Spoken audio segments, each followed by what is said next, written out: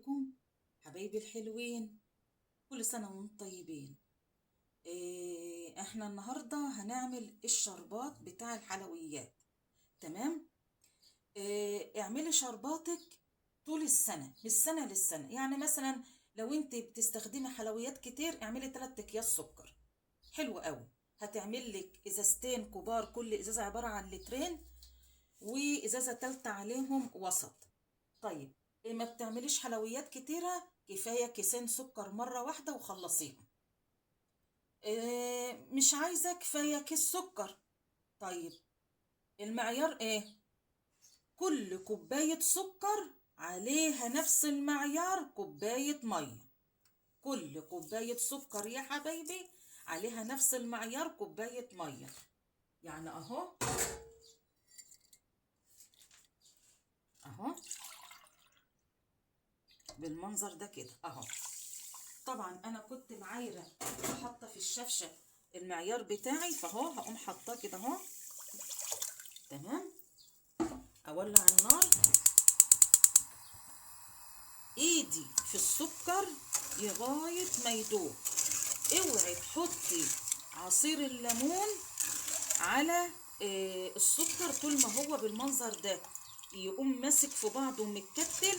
وحتى لو بدأ يدوب هياخد وقت كبير جدا معاكي، لان الليمون لما بيتحط على السكر بيشد منه وبيخلوش يدوب بسهولة. تمام يا حبايبي. طيب، ده شربات بالسكر وبالليمون. طيب، ده بعد ما بخلصه بعديه في ازاز وعينه في التلاجة. ما ينفعش ابدا ابدا يتساب بره، اقصى حاجة يوم بليلة ويتعان في التلاجة عشان ما يبص. طيب، انت عايزة تعملي شربات يقعد معاكي مثلا شهر، ما يزيدش عن كده، ويبقى بره التلاجة. بتجيبي السكر وعليه المية بتدوبيه كده، ومعلقة سكر جلوكوز ده بيتباع عند العطار، معلقة زي دي كده، وتقومي حطاها ومدوباها. وبعد ما كله بيدوب في بعضه نبتدي نحط الليمون. لو انت هتعملي كيس سكر كفاية ليمونة واحدة. طب انا عاملة زيادة عن كيس سكر، احط ليمونتين. تمام. هفضل اقلب فيه كده لغاية ما السكر يدوب خالص. تمام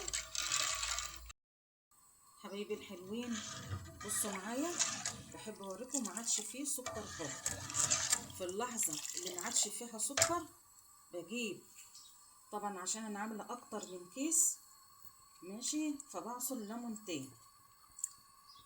انا بس جايبه المصفى عشان خاطر البذر لو وقع ولا حاجه المصفى تحمل البذر. حتى لو البذر وقع بالمعلقه وشيله خلاص. اهو يا حبايبي، بسم الله الرحمن الرحيم.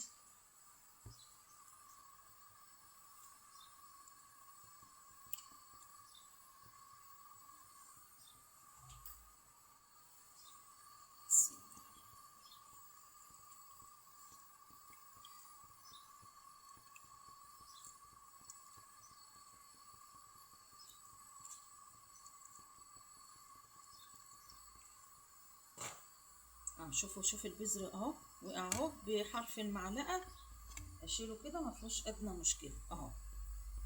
طيب، اقلب بس كده اهو بقى. تمام. انا لسه هحط الليمونه التانيه بس اهو.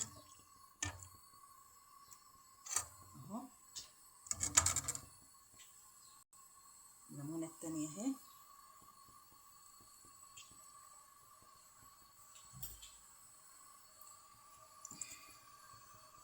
ليمونه جامده، عايزه ايد قويه. طبعا بقى ربنا يديكوا الصحه، احنا كبرنا وصحتنا عادت على قدنا. ربنا يديكوا الصحه يا حبايبي، ويخليكوا لامهاتكم ويخلي ولادي ليا يا رب.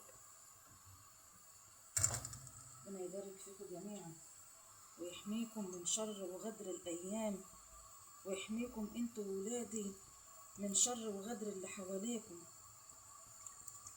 الله قول كده، اللهم لا تحوجنا الى القاسية قلوبهم. امين يا رب العالمين. حبايبي. خلاص نحط الليمونه التانيه. قبل بقى ما اقلب اشيل بقى الايه اللي وقع ده كله. ماشي على حرف المعلقه كده اهو. طبعا بنات الحلوين اللي بيخش المطبخ لسه كده عن قريب، حاولي تستخدمي المعلقه ام ايد طويله جدا عشان ما تتلسعيش من حرف الحله، لان طبعا الحلل بيبقى لها حرف من فوق غصب عنك ايدك هتلزق فيها لو انت بتقلبي. طبعا اخر حاجه هنحطها شويه الفانيليا اهو. الباكو ده كويس قوي على على الشويه دولت.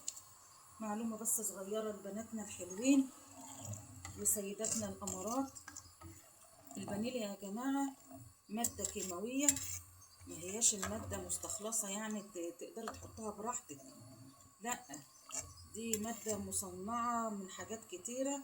علشان كده هتلاقي الشيفات حتى يقولك ما تكتريش منها، علشان احنا عايزين بس الريحه بتاعتها بس، فما تكتريش منها لان طبعا هي برضو غير صحيه، فاحنا بنحطها من اجل الريحه بس. انا طبعا هسيب الدنيا تمشي معايا شويه كده تغلي. انا دلوقتي حوالي ربع ساعه بالظبط. احسبي كده الساعه هيبتدي يغلي اهو، من اول ما يبتدي يغلي عدي ربع ساعه بالظبط. بعد ربع ساعه هقولك تعملي ايه. ماشي حبايبي الحلوين، الميه بتغلي اهي. لو لقيتوا اي ريم زي ده كده شيلوه اهو اول باول. الريم ده من من غلو الميه، ممكن يكون من السكر. ماشي، فاي ريم تشوفوه على الوش على الجنوب على الحروف بالراحه كده على حرف المعلقه ونشيله خلاص، عشان يبقى شرباتنا ابيض وصافي وجميل. ماشي حبايبي الحلوين، عدى على الشربات اهو 15 دقيقة، اقصى حاجة عندك اقصى حاجة 20 دقيقة. ما تنسيش ان احنا معليين النار فالعسل بيستوي بسرعة. خلاص كده انا عديت حوالي 17 دقيقة بالظبط، ما زادوش عن كده، وهطفي عليه النار. خلاص اهوت خلصنا كده. هسيبه لما يبرد خالص، وبعد ما يبرد هقوم حطاه ومعبياه في الازايز وحطاه في التلاجة. تمام يا حبايبي، يا رب الفيديو يكون عجبكم، ويا رب الكومنتات الحلوة والاعجاب وشير. وشكرا لكم يا حبايبي، مع السلامة، باي باي.